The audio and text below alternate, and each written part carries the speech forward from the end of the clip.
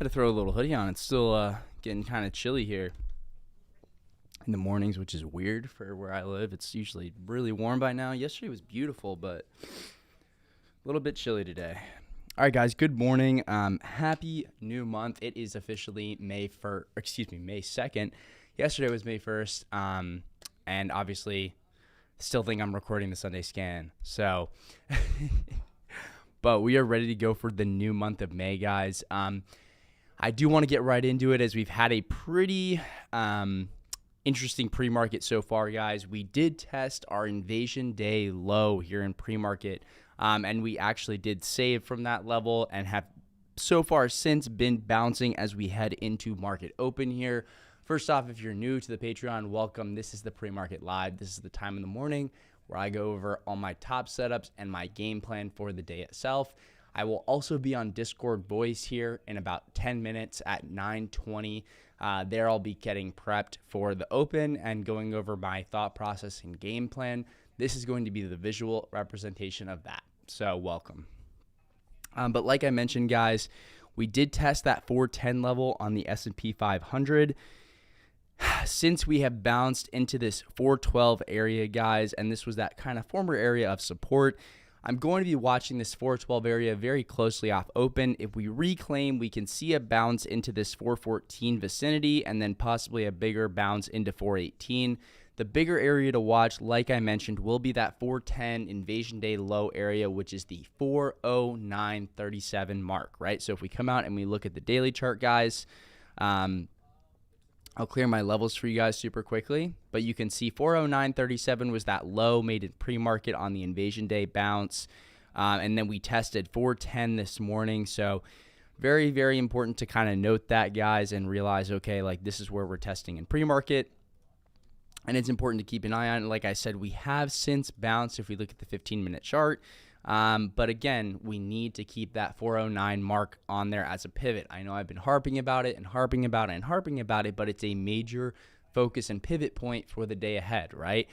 A plus short setup below it. If we can firm above it and show signs of reversals, then we can play a reversal off that level. But really, really important to keep on watch that 409.37 mark, right? Because if we break below and confirm on larger time frames, when you are breaking below a major daily level like that, like your most recent low point, you want to wait for confirmation on at least the 15-minute chart, if not the hourly chart, especially if it's happening in the middle of the day, guys. You don't want to hop in too quickly because what they can do is break it below that level. It'll act like a short setup is coming, and then they will flip it to the upside and close the daily candle over 409, which is basically a big bear trap. So you just want to make sure you keep that on watch because that definitely can happen. As we talk about that, SPY is going green here pre-market. I have absolutely no bias going into this week, guys. We have a loaded earnings week and a crazy week ahead. So let's just make sure we focus on the levels themselves and stick to the A-plus setups. That's what we want this month to be about, is really focusing on those A-plus setups and defining our risk. So once again, guys, pre-market low point 410.44. Invasion Day low point 409.37. Those are the levels to keep on watch. And then, like I said, my game plan off open, take things super slow, guys. As I mentioned, the biggest news of the morning came out of Tesla.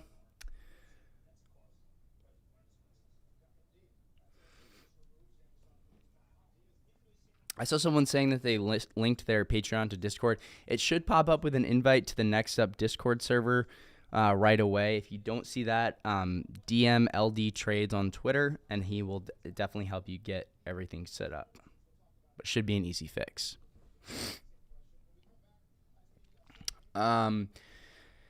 Quickly, guys, I do want to talk about this Tesla news. Probably the biggest news of the morning, in my opinion, like real tangible, concrete news, not rumors or recession talk, is going to be Tesla.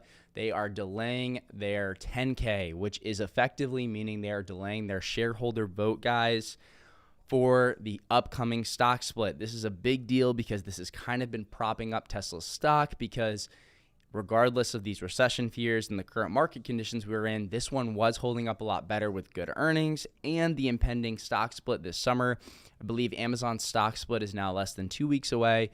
So very important to keep on watch Tesla. I mentioned that this would be a pre-market low trigger point setup.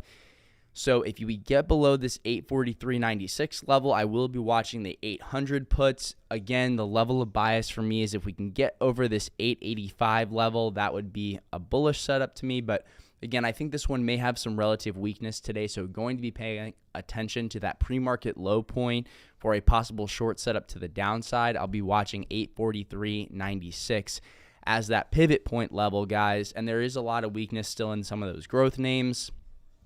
This one is an important one to keep on watch too.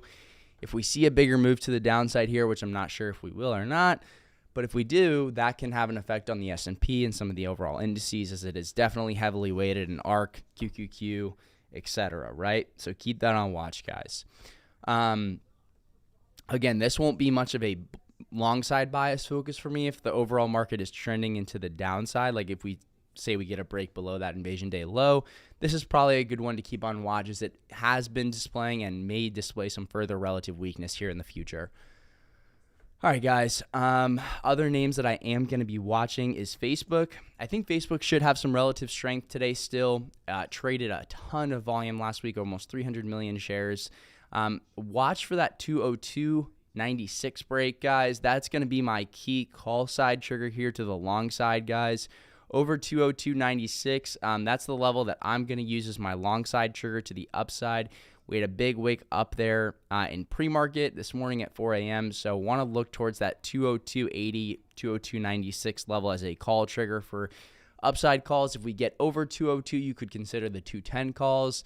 I'm going to be watching this one for the 1K challenge today and tomorrow as we head into FOMC for monthly calls, but on the short term, over 202.86, I will be watching for that long side move over into the 210 to 212 level. It's moved pretty smoothly between those levels, as we can look the last time that we broke 206, right? We've kind of been trading in this nice little range. 202 has been this initial kind of resistance line in the sand here at 202, 203. So make sure we watch the action off the open. One thing you can keep on watch for the downside move is if we see a move into 203 off of open, watch for a lot of selling on that initial first candle wick. That first candle can definitely usually illustrate some nice directional bias and give you an idea where we're headed. And when I say first candle, I mean that first 15-minute candle. Personally, guys, I've been waiting the first 15 minutes after open lately unless there's something extremely news-driven that I really want to be trading. So for me, guys, patience pays. SPY kind of bouncing around in a big area of support, and I'd rather be patient at these levels, right? We talk about that all the time, but it's never a bad thing to be patient and wait for the setup to come to you. More waiting for the trade to come to you, more profits in your pocket. It's just an overall much better system. I know it sounds simple, so... but that is my plan for this morning. I'm keeping things very simple as it is Monday. I do want to go over QQQ as well, guys. Personally, I've been talking about SPY this morning because I think the levels are just a lot cleaner. We already traded the 52-week low pivot last week on QQQ, and I'm not saying it can't present itself again, but SPY is now testing that 52-week pivot, which makes it, to me, a more attractive trade target just because it might have a little bit more range, and there's really well-defined levels there at that 52-week low, or at that, prior low point of the invasion day low, right? Which was that 409.40 level. I like trading things when they're testing their most recent low point, just like when QQQ was testing 317, it was a fantastic short setup. SPY is kind of doing that same thing right now, and that's why it's kind of has my focus on the watch list and on the scan. As far as QQQ goes, pre-market low 311. Again, Friday's low of 312.55. That's the important spot to watch off open. Do we hold Friday's low? Do we break down below it? That should give us some nice bias as far as tech. Again, we want to pay attention. SPY has a little bit more relative strength here in pre-market, but we really want to pay attention to, do we hold Friday's low on the Qs? So that is my plan for this morning, guys. Very simple, stupid. Again, it's Monday, start of a new week, not a ton of concrete news out there. Loaded earnings week. Great day to be patient and wait for the setup to come to us. I will see you guys on the Discord voice in about 5 minutes. And thanks for tuning in to the Pre-Market Live, guys. I'll see you all in a little bit. And I hope you have a fantastic start to the month of May. Let's get after it. Peace.